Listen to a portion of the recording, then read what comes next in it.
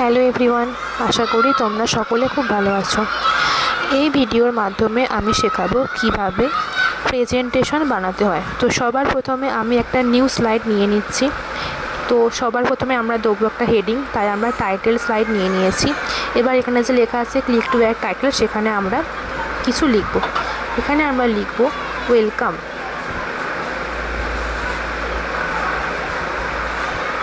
Two Angel land. যেহেতু আমাদের স্কুলের নাম অ্যাঞ্জেল ল্যান্ড, তাই সেটা আমরা লিখে নিলাম। এবার এটা একদম হোয়াইট পেজ, সেই জন্য আমি একটু এডিট করে নিচ্ছি। তোমরা নিজেদের ইচ্ছা মতন এডিট করতে পারো। এডিট করার পরে আমরা এবার এখানে অ্যানিমেশন দেব। অ্যানিমেশন সেটাও তোমরা নিজেদের ইচ্ছা মতন দেবে, যেটা তোমাদের ভালো লাগবে। আমার এটা ভালো লাগবে, তাই এটা আমি দিলাম। তারপরে আমরা আবার আরেকটা স্লাইড নিয়ে নেব। এবার সেখানে লিখব যে কে প্রেজেন্টেশন করছে তার নাম দিয়ে দেবো। যেহেতু আমি করছি, তাই আমি আমার নামটা এখানে দিলাম।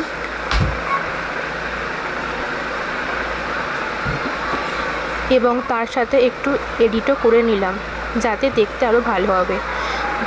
যার যত বেশি ভালো হবে প্রেজেন্টেশন, সেটা দেখতে আরও আকর্ষণীয় হবে।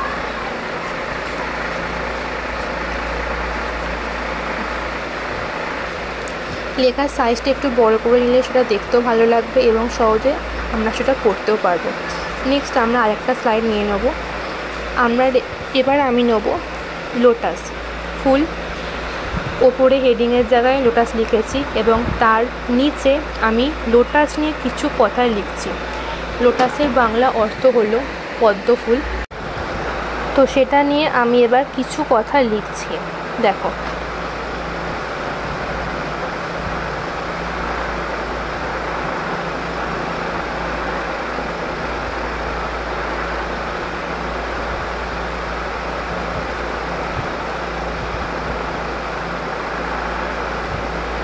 এবার এই লেখাটা আরেকটু হাইলাইট করার জন্য আমি এই লেখার সাইজটা একটু বড় করে নিলাম এবং তারপরে লোটাসের ছবিটা দিয়ে দিলাম।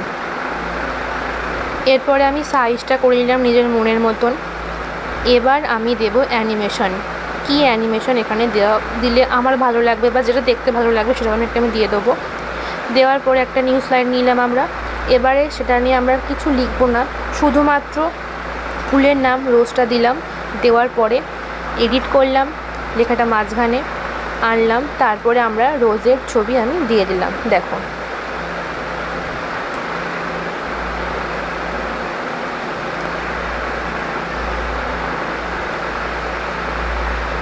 এরপরে আমি অ্যানিমেশন দিয়ে দিলাম আমার ইচ্ছা মতন। তারপর আরেকটি স্লাইড নিয়ে আমি এখানে টিউলিপ ফ্লাওয়ার এবং তার ছবি দিয়ে দিলাম, দেখো। প্রতি ক্ষেত্রে আমি লেখাগুলোকে একটু সাইজটা বড় করছি এবং তার সঙ্গে সঙ্গে ফন্ট স্টাইলটাও চেঞ্জ করছি, যাতে দেখতে আরও আকর্ষণীয় হবে। প্রেজেন্টেশন যত আকর্ষণীয় করে তুলবে, তত সেটা সকলের মনে নজর কাড়বে। পাওয়ার পয়েন্ট প্রেজেন্টেশনকে আমরা পিপিটি বলতে পারি। তো কারোর যদি সবসময় বলতে প্রবলেম হয় পাওয়ার পয়েন্ট প্রেজেন্টেশন, তো সেই ক্ষেত্রে আমরা পিপিটিও বলতে পারি শর্ট ফর্মে। তারপরে আমি একটা অন্য ফ্লাওয়ার, সানফ্লাওয়ার নিয়ে নিলাম, তার হেডিংটা দিচ্ছি। এবার আমি তার ছবিটা দেব, দেখো।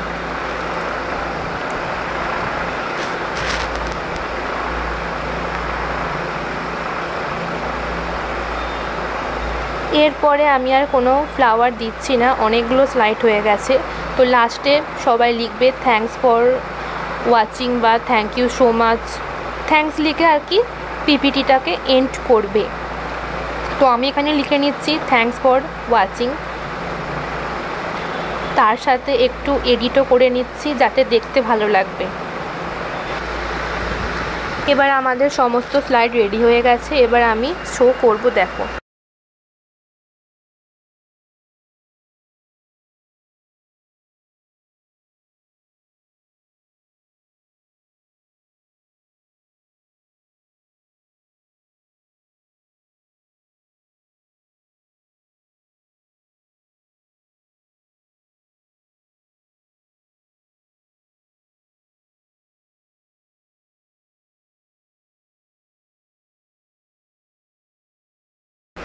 আশা করি তোমরা সকলে খুব ভালোভাবে বুঝতে পেরেছো। যদি কেউ বুঝতে না পেরে থাকো আমায় ক্লাসে বলবে, আমি তোমাদের আরও ভালো করে বুঝিয়ে দেব। সকলে খুব ভালো থাকবে।